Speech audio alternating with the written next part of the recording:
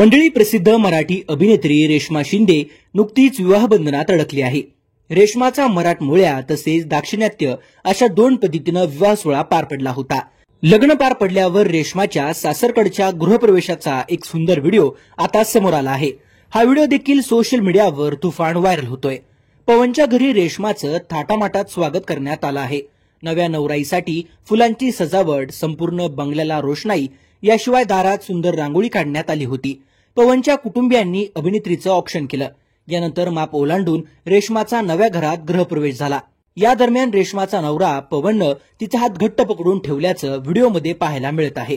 यामुळेच अभिनेत्रीनं या गृहप्रवेशाच्या व्हिडिओला गृहप्रवेश पवननं ज्या प्रकारे माझा हात घट्ट पकडला होता असं कॅप्शन दिलं आहे.